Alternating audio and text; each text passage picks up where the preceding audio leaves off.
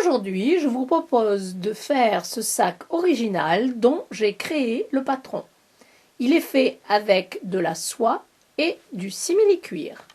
À la base, le sac fait 29 cm sur 8, 16 cm de haut et au niveau de la fermeture à glissière, il fait 23 cm de large sur 6 cm de profondeur. Il s'ouvre et se ferme grâce à une fermeture à glissière. Il est entièrement doublé et watiné, sans aucune couture apparente à l'intérieur. Voici à quoi ressemble la base. Voici une vue du dos. À l'intérieur, j'ai mis deux poches plaquées, une grande et une petite. J'ai mis des extensions à la fermeture à glissière et de chaque côté, des petites pattes qui vont pouvoir vous aider à ouvrir ou bien à... J'ai créé ce patron, mais il est gratuit et vous pouvez l'obtenir en écrivant à cette adresse.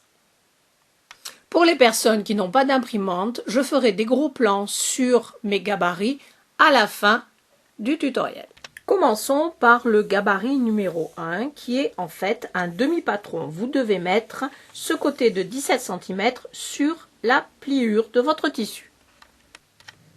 Comme ceci, c'est-à-dire qu'en dépliant votre tissu, vous aurez la partie haute du sac, c'est-à-dire le tissu imprimé, et le patron sera en entier. Procédez de la même manière en ce qui concerne la base du sac et mettez les 8 cm ici sur la pliure, ce qui vous donne évidemment la base unique. J'ai fait un tutoriel séparé dont je vous mettrai le lien dans la boîte de description en dessous de cette vidéo. Dans ce tutoriel, je vous montre rapidement mais en détail comment faire le panneau de devant et le panneau du dos de ce sac. J'ai utilisé de la soie qui a été peinte pour ma partie imprimée et du simili-cuir très souple pour la base. En utilisant un des côtés du sac comme gabarit, découpez deux morceaux de doublure. En utilisant un morceau de doublure, découpez deux morceaux de thermocollant ou bien de ouate comme j'ai fait ici et vous voyez que j'ai découpé 1 cm plus petit. Laissez bien 1 cm en haut pour pouvoir coudre la fermeture à glissière plus facilement. Je vais mettre deux poches plaquées à l'intérieur de mon sac. La première est grande, elle fait 28 cm de large sur 24 cm de haut et je vais plier ce morceau de tissu en deux. La deuxième poche est plus petite, 14 cm de large sur 10 cm de haut, endroit contre endroit. Comme ceci. J'ai fait une courte vidéo dans laquelle je vous explique, surtout pour les débutantes, en détail, mais rapidement, comment faire une poche plaquée. Je mettrai le lien en dessous de cette vidéo. Voici la petite poche cousue sur un côté de la doublure. Et voici maintenant la grande. Évidemment, si vous pensez que c'est trop grand, vous pouvez faire une piqûre au milieu pour diviser cette poche en deux. Je voulais vous montrer aussi qu'à 2 cm du bord, j'ai fait une piqûre tout autour pour maintenir correctement la ouate en place. Il vous faut une fermeture à glissière de 26 cm de long. La mienne ne fait que 23, donc à chaque extrémité, je vais rajouter un morceau de tissu extérieur et un morceau de doublure pour rallonger ma fermeture. Pour celles et ceux qui ne savent pas comment le faire, j'ai fait il y a quelque temps un petit tutoriel dans lequel j'explique cette technique. Je vous mets le lien en dessous de cette vidéo dans la boîte de description. Ouvrez complètement la fermeture à glisser. Superposez les bords de l'extension, des deux extensions et ensuite marquez le milieu en faisant une petite encoche de chaque côté de la fermeture à glissière. Pliez aussi en deux les 4 panneaux qui vont constituer le sac et pareil, coupez des petites encoches pour marquer le milieu.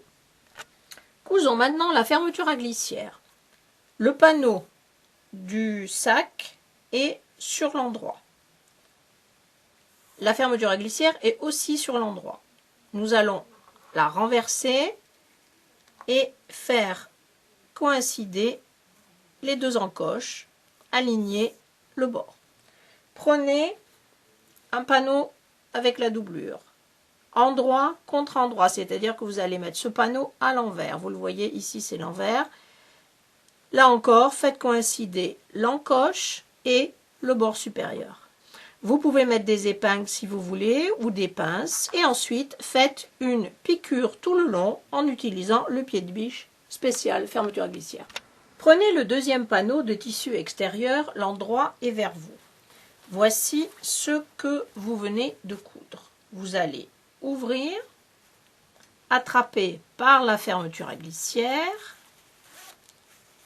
retourner ce panneau, dont vous avez ici l'endroit, lever par la fermeture et venez placer endroit contre endroit. Faites correspondre le haut de la fermeture à glissière ici avec le haut du panneau. On aligne les encoches et le bord supérieur. Prenez la deuxième partie de la doublure, endroit contre endroit, hop, et voilà, on fait encore correspondre l'encoche et le bord supérieur. Mettez des épingles et encore une fois, faites une piqûre tout le long. Ouvrez ce que vous venez de coudre pour avoir de chaque côté de la fermeture à glissière un panneau avec le tissu extérieur et un panneau avec la doublure. Faites en sorte de tirer de chaque côté aussi bien le tissu extérieur que la doublure pour bien libérer la fermeture à glissière au centre. Faites maintenant une surpiqûre de chaque côté de la fermeture à glissière à 5 mm du bord, longueur de point 3,5. Et voilà ce que ça donne. Coupez ensuite le superflu de l'extension de chaque côté. Faisons maintenant les deux languettes qui vont se trouver à chaque extrémité. Prenez deux morceaux de tissu extérieur de 5 cm de large sur 7 cm de haut. Pliez en deux, endroit contre endroit, et faites une piqûre de chaque côté à 5 mm du bord, comme ceci. Ensuite, coupez les coins supérieurs à droite et à gauche et retournez sur l'endroit.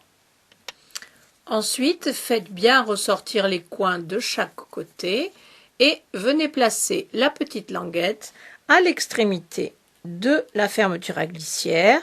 Voyez ici juste dans le creux qu'il y a et faufilez à 3 ou 4 mm du bord pour tenir la petite languette en place, évidemment à l'intérieur de la marge de couture. Et voilà ce que ça donne de plus près. Ouvrez la fermeture éclair et placez d'un côté les deux morceaux de tissu extérieur et de l'autre côté les deux morceaux de doublure. Pour la partie doublure, alignez les deux côtés de la doublure, simplement les lignes droites. Mettez des épingles et faites une couture à 1 cm du bord. Ne vous occupez pas des coins et évidemment laissez à peu près 15 cm d'ouverture dans la base de la doublure. Pour la partie tissu extérieur, alignez aussi les lignes droites, faites une couture sur les trois côtés, ne cousez pas les coins évidemment et je vais vous montrer deux points ici importants de chaque côté. Vous devez faire attention à l'alignement entre les deux parties ici du tissu extérieur. Il ne faut pas que ces coutures soient décalées comme ça. Ça va faire vraiment pas joli. Il faut les mettre bien une sur l'autre et lorsque vous allez faire la couture, vérifiez bien qu'elles correspondent parfaitement. Votre sac ressemble à ça. D'un côté, la partie doublure, de l'autre côté la partie tissu extérieur. Nous allons maintenant coudre de chaque côté les coins qui sont aux extrémités de la fermeture à glissière. Du côté du tissu extérieur, vous avez la base de la languette. Du côté de la doublure, vous avez l'extrémité de l'extension. Donc ouvrez les coins, aplatissez les coutures et vous devez essayer de mettre la couture ici du tissu extérieur au milieu de la languette. De l'autre côté, la couture de la doublure doit se trouver au milieu de l'extension. Aplatissez tout ça, mettez des pinces ou des épingles selon le tissu que vous utilisez et faites une couture à 1 cm du bord. Vérifiez bien que toutes les épaisseurs soient cousues. Faites la même chose de l'autre côté, à l'autre extrémité de la fermeture à glissière. Voici la couture que vous devez avoir. Donc, nous venons de coudre ces 2 coins. Passons maintenant à ceci. L'ouverture dans la doublure se trouve ici. Ouvrez tous les coins. Aplatissez-les et aplatissez aussi les coutures. Dans les 2 coutures d'un côté et de l'autre, plantez une épingle vraiment au milieu pour bien maintenir. Vous voyez, l'épingle ressort de ce côté, elle est au milieu aussi, pour bien tenir ce coin plat. Pour la partie simili-cuir, évidemment, mettez des pinces, ne mettez pas des épingles. Prenez un coin de la doublure, remontez en passant par la fermeture à glissière, suivez la couture, attrapez l'autre coin équivalent dans le tissu extérieur. Superposez-les. Et surtout, évidemment, superposez les coutures ici au milieu. Ensuite, faites une couture à 1 cm tout le long. Répétez la même technique de l'autre côté. Votre sac ressemble à ça et par l'ouverture, retournez-le sur l'endroit. Il ne vous reste plus qu'à fermer l'ouverture. Je couds toujours les ouvertures à la main en utilisant un point qui s'appelle le point d'échelle. Je vous montre comment faire ce point dans une petite vidéo dont je mettrai le lien en dessous de celle-ci. Vous comprenez pourquoi ça s'appelle un point d'échelle et regardez ce qui se passe lorsque je tire sur le fil. Ça se ferme très joliment. Repoussez maintenant la doublure à l'intérieur du sac et faites bien ressortir tous les coins. Ce sac est maintenant fini. J'espère que cette vidéo vous a plu et je vous dis à bientôt. Au revoir. Gros plan sur le gabarit numéro 1. N'oubliez pas que ce côté est à mettre sur la pliure. Voici le gabarit numéro 2. La pliure est ici. J'ai oublié de l'écrire sur le patron, mais vous le rajouterez à la main.